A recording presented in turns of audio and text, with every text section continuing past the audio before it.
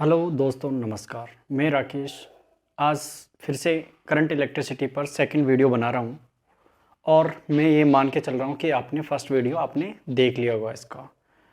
आज क्योंकि पिछले वीडियो पर ही ये वीडियो टोटली उसी पर आधारित है, उसी पर बेस्ड है, ठीक है। उसमें अपन जाने थे एवरेज करंट के बारे में और दूसरा हमने जाना था इंस्टेंटेनियस करंट के बारे में। उसी पे आज क्वेश्चन करवाने वाला हूँ मैं एवरेज करंट के लिए और इंस्टेंटेनियस करंट के लिए। पहला क्वेश्चन स्टार्ट करते हैं अपन।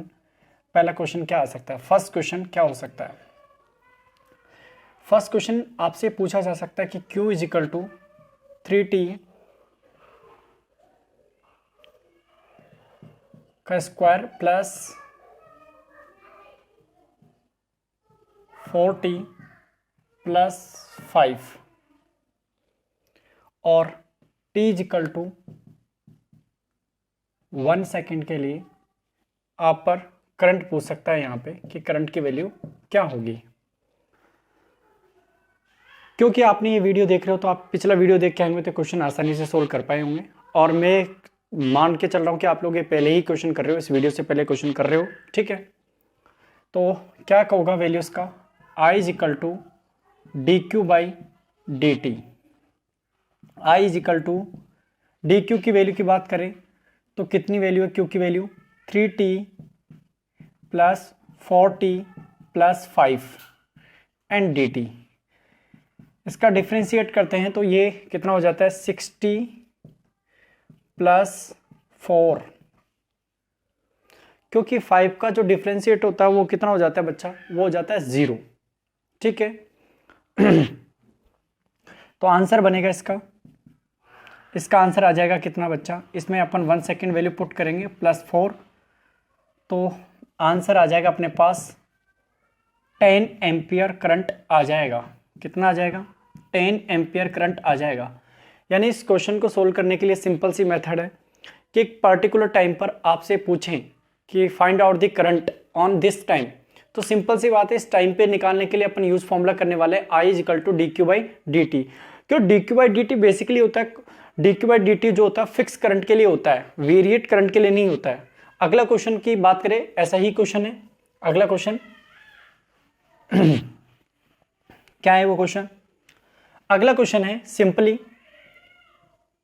Q is equal to T की पावर 2 और 5T प्लस 4। और इस बार क्वेश्चन में थोड़ा फाइनल टाइम का इश्यू दे दिया है। टाइम क्या दिया है? T initial is equal to 0 second and T final is equal to 1 second. इस पर आपको करंट पूछा है, क्योंकि इस पर वो फॉर्मूला वैलिड नहीं होने वाला। जो पिछला वाला फॉर्मूला है वो एक पर्टिकुलर टाइम के लिए फॉर्मूला वैलिड है। इस बार करंट एक पर्टिकुलर टाइम ड्यूरेशन मिली है 0 to 1 सेकेंड। तो इस बार अपन एवरेज करंट फाइंड करने वाले हैं।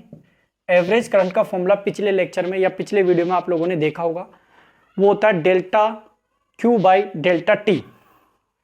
Delta q by delta T.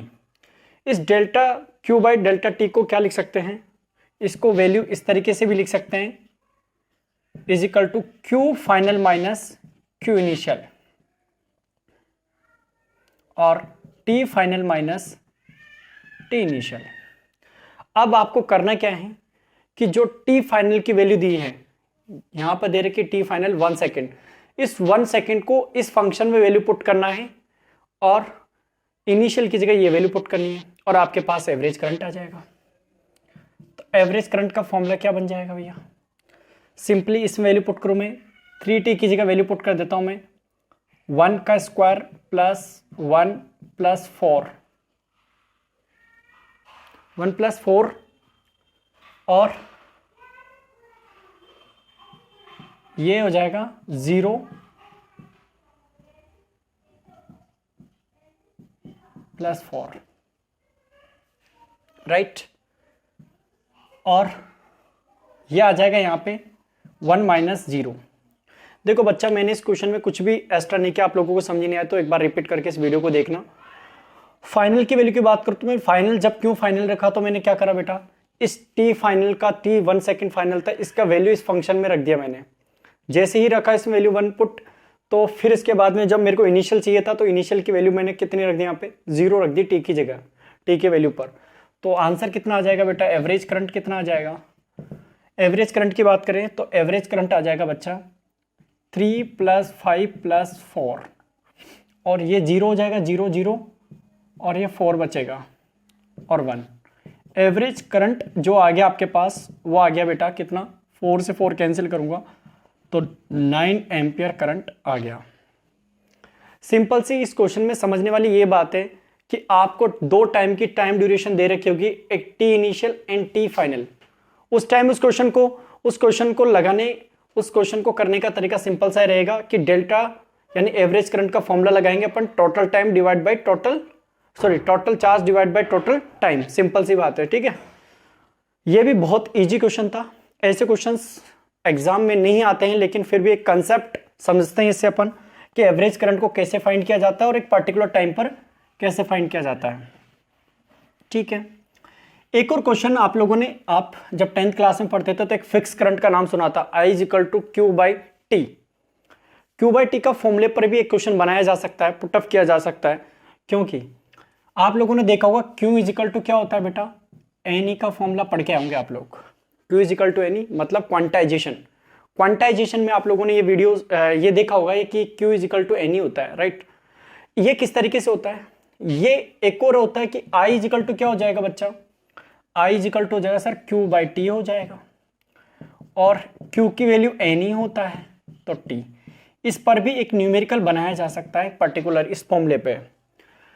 ये फॉर्मूला आप लोग छाप सकते हो, लिख सकते हो, ठीक है, ताकि ये कंसेप्ट बन पाए कि एक क्वेश्चन किस तरीके से पूछा जा सकता है।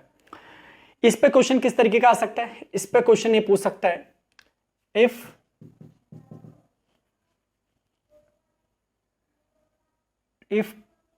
I = 1 ampere and T = 1 second. इस पर आपसे पूछे कि फाइंड आउट द n, तो n कैसे फाइंड करना है, n = होता है NE/T। इसको मैं t को इधर की तरफ मल्टीप्लाई कर दूंगा और नीचे n ले जाऊंगा, तो सॉरी e ले जाऊंगा नीचे और n आ जाएगा ऐसे। अब आपको वैल्यू पुट करनी है मात्र इसमें। क्या वैल्यू पुट करोगे आप लोग, इसकी 1 × 1 टाइम हो जाएगा और इसकी वैल्यू 1.6 × 10⁻19 कूलम होती है, = n।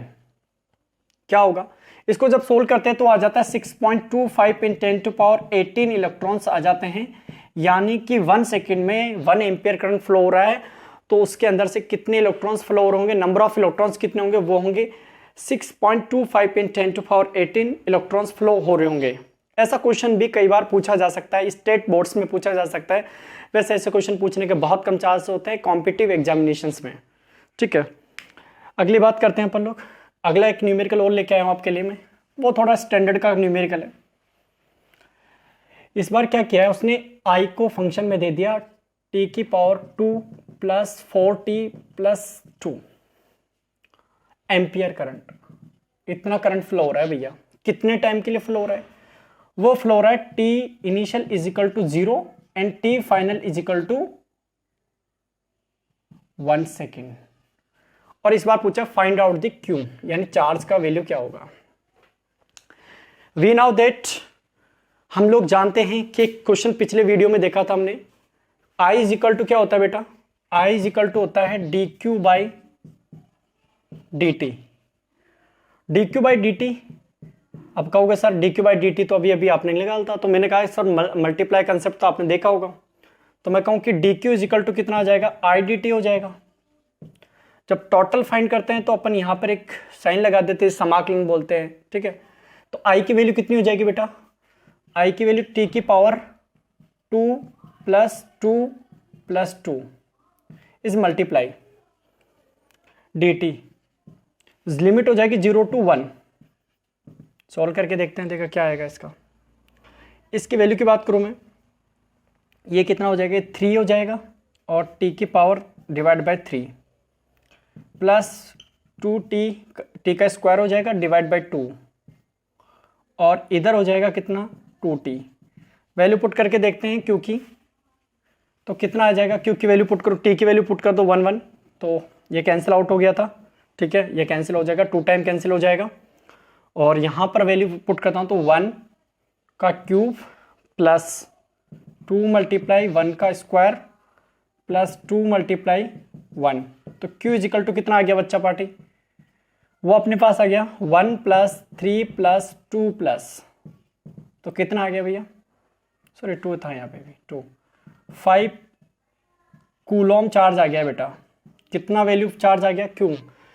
इस बार मैंने थोड़ा क्वेश्चन में चेंजेस किए हैं। क्वेश्चन में क्या चेंजेस किए हैं कि आई की वैल्यू दे दी और क्यू की वैल्यू पूछ रहा हूँ और ये ऐसा कुछ दे दिया, तो इस तरीके से इस क्वेश्चन को सोल्व किया जा सकता है इजीली। क्वेश्चन बहुत सिंपल है, नॉर्मल क्वेश्चन है ये, ठीक है। अगला स्टार्ट करते हैं अपन। ये लोग आप लोग समझ पाए होंगे चीज, कहानी करंट की। ऐसे बेसिक क्वेश्चन से एक अंदाजा लगाया जा सकता है कि करंट पे भी क्वेश्चन इस तरीके के पूछे जा सकते हैं सिंपली, ठीक है। और क्या क्वेश्चंस बन सकते हैं, ऐसा कोई इससे आगे क्वेश्चन बनने के कोई चांसेस होते नहीं है, ठीक है। बात करते हैं अपन एक कि करंट क्या, बेसिकली करंट कैसे फ्लो होता है किसी भी कंडक्टर में। कंडक्टर में करंट फ्लो होता कैसे, वास्तविकता में क्या डिजाइन किया जाता है, किस तरीके से डिजाइन की जाती है चीजें, ठीक है। तो मैं मान लूं कि किसी भी कंडक्टर है, बैटरी को समझेंगे अपन सिंपल, ये कंडक्टर है, राइट। आप लोग समझ पा रहे होंगे कंडक्टर है, ये कंडक्टर है, तो इसके अंदर क्या होंगे, मैं कहूं कि इसके अंदर सर एक तो इंसुलेटर होता है,